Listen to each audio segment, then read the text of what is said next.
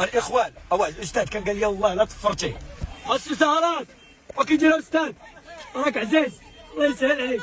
أعاد المقطع المتداول الذي ظهر فيه المسمى عبد الإله منحوت وهو يسخر من معلمه السابق مشهدا مؤلما يكشف عمق الأزمة العميقة التي تتغلغل بصمت داخل المجتمع المغربي. لم يكن الفيديو مجرد لحظة طائشة أو انفعال عابر، بل كان مرآة مرشوخة تعكس ما آلت إليه النظرة إلى رجال التعليم وما يهدد منظومتنا التربوية من انحدار أخلاقي خطير.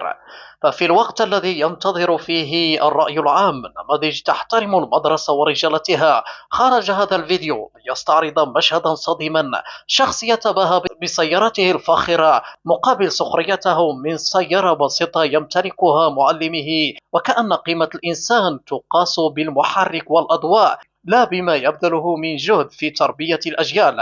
إن السلوك الذي صدر عن منحوت الذي لا نعرف مصدر ثروته بعد لم يكن مجرد إساءة لشخص واحد، بل كان طعنة مباشرة في مكانة المعلم، ذلك الذي حمل الطباشير لسنوات ووقف أمام السبورة ليزرع المعرفة والانضباط، لا ليصبح مادة للتهكم والاستعراض.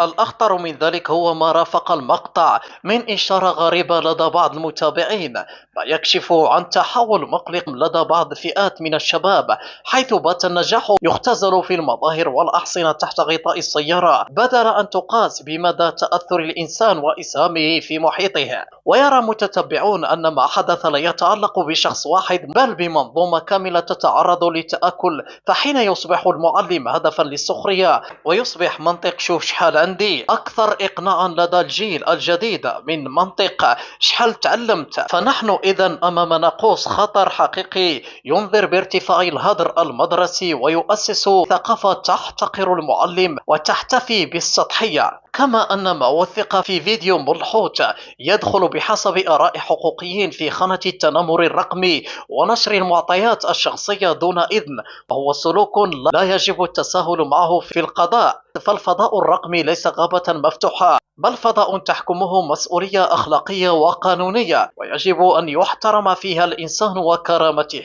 إن تحويل المعلم إلى مادة للسخرية من أجل لايكات ومشاهدات هو سقوط أخلاقي قبل أن يكون خطأ فرديا، وهو مؤشر خطير على أن منصات التواصل الاجتماعي تكافئ أحيانا الأسوأ وتشجع البعض على تجاوز الحدود فقط من أجل الأضواء الزائفة. وفي المقابل عبر آلاف المواطنين عن رفضهم القاطع لهذا السلوك، مطالبين باعتذار رسمي وصريح ليس للمعلم وحدها، بل للمدرسة المغربية ولصورة المربي التي يفترض أن تظل خطا أحمر. فالمجتمع يفرط في احترام المعلم، وهو مجتمع يحفر بأظافره قبر مستقبلها.